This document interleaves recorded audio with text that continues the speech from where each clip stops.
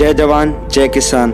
आज हम बात करने वाले हैं चौधरी कुंभाराम के बारे में। चौधरी कुंभाराम का जन्म 10 मई 1914 को गरीब किसान भैराराम सुंडा की धर्मपत्नी जीवनी देवी की कोख से हुआ। बचपन में ही उनके पिताजी का देहांत हो गया था और घर की आर्थिक स्थिति भी बहुत खराब थी। जब वे 6 साल के थे तब उन्होंने स्कूल में दाखिला लिया।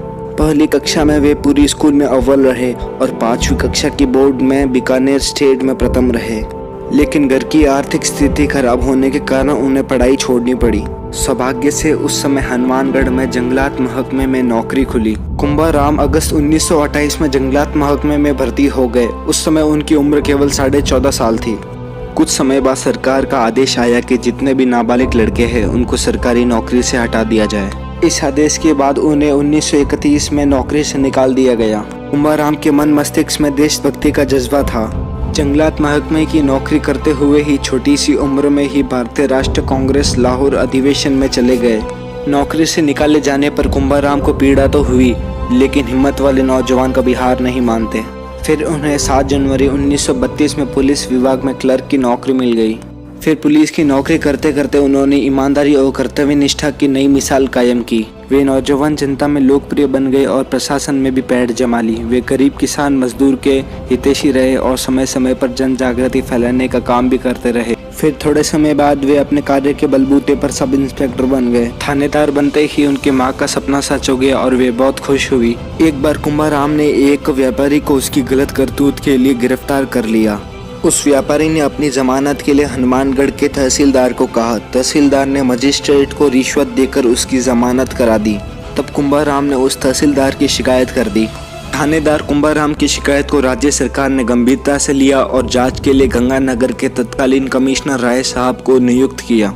राय साहब रौबदार मूंछों पर हाथ फेरते हुए बोले, तुम साधारण आदमी नहीं हो, थानेदार हो। बयान ढंग से देना, अन्यथा सजा के लिए तैयार रहना। राय साहब की बात कुंभाराम को अच्छी नहीं लगी और उन्होंने तत्कालीन जवाब दे डाला, मैं आपके आदेश सुनने नहीं आया हूँ। मुझे क्या बोलना है क्या नहीं बोलना है मैं अच्छी तरीके से जानता हूँ। बयान लेना है तो लो, वरना छुट्टी करो।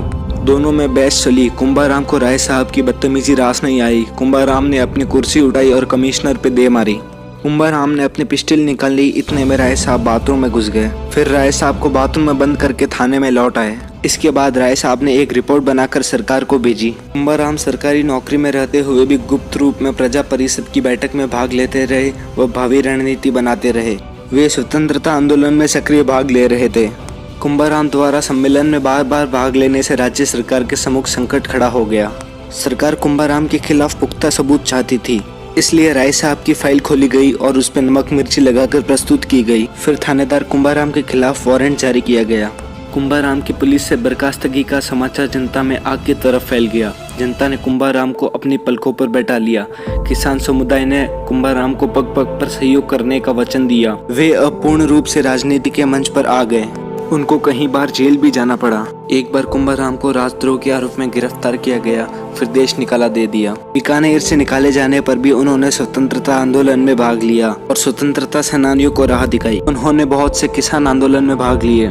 कुंभाराम ने दुधवा खारा और कांगड़ के किसान आंदोलन में महत्वपूर्ण दिशा निर्देश दिए। चौधरी कुंभाराम अब खुलकर राजनीति में हिस्सा लेने लगे। उन्होंने 3 सितंबर 1945 को पंडित हीरालाल शास्त्री के नेतृत्व में झुंझुनू में आयोजित जाट किसानों के सम्मेलन में हिस्सा लिया। इस पर 8 दिसंबर 1945 को खुफिया विभाग के एक नोट में बीकानेर सरकार को लिखा कि कुंभाराम की गतिविधियां पूर्ण अवांछनीय है और उनके विरुद्ध कठोर कदम उठाया जाना चाहिए। इसके बाद उनको समझाने, फुसलाने, धमकाने के सभी प्रयास किए गए, परंतु कुंभाराम पर इनका कोई प्रभाव नहीं पड़ा। इसके बाद वे उदयपुर में आयोजित अखिल भारतीय देसी राज्य लोक परिषद के अधिवेशन में भाग लेने चले गए। मार्च और अप्रैल 1946 में राजशाही के जुल्म बढ़ गए थे। जगह जगह किसानों में असंतोष था। फिर किसानों द्वारा जुलूस निकाले गए और बहुत से किसान नेताओं को गिरफ्तार कर लिया गया। इस परिस्थिति में चौधरी कुंभाराम ने किसानों में जान फूंक दी। हर जगह विद्रोह होने लगा, जुलूस निकाले गए। फिर चौधरी कुंभाराम को गिरफ्तार कर लिया गया। उस समय रतनगढ़, चूरू, राजगढ़, भादरा, नोहर, श्रीगंगानगर, करणपुर, पदमपुर और रायसिंह नगर में आंदोलन भड़क उठे। रियासत का पुलिस विभाग किसान आंदोलन को कुचलने में लगा रहा। इस दौरान 1 जुलाई 1946 को रायसिंह नगर में बीकानेर प्रजा परिषद के राजनीतिक सम्मेलन में पुलिस की गोलियों से तिरंगे झंडे की रक्षा करते हुए बीरबल नामक एक युवक शहीद हो गया। इस बलिदान ने आग में घी का काम किया। प्रजा परिषद की ओर से 6 जुलाई 1946 को राज्य में किसान दिवस मनाया गया। चौधरी कुंभाराम स्वतंत्रता आंदोलन में हर समय तत्पर रहते थे।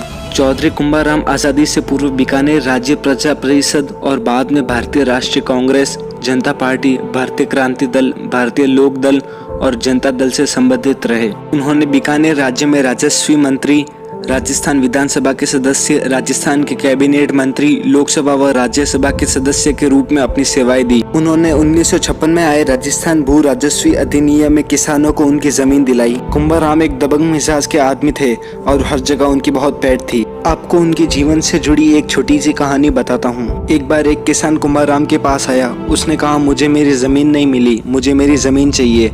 तो कुंभाराम ने एक पेन निकाला और उसके हाथ पे उसके ज़मीन के लिए लिख दिया और किसान को कहा, जाकर ये अपने कलेक्टर को बता देना। किसान ने जाके कलेक्टर को अपना हाथ बताया। जब कलेक्टर को पता चला कि यह कुंभाराम ने लिखा है तो किसान को उसकी ज़मीन मिल गई। कुछ इस प्रकार का था चौधरी कुंभाराम का व्यक्तित्व। चौधरी कुंभाराम ने जीवन की मोह माया छोड़कर देश और किसानों के लिए अपना जीवन समर्पित कर दिया। अर्धशती तक संघर्ष से जूझते, तूफानों से लड़ते जुझारू सैनिक कुंभाराम ने 26 अक्टूबर 1995 को इस संसार से विदा ले ली। वास्तव में अद्भुत सहज बुद्धि के धनी और किसान के मसीहा थे। उनके कार्यों के कारण उनका नाम सदा अमर रहेगा।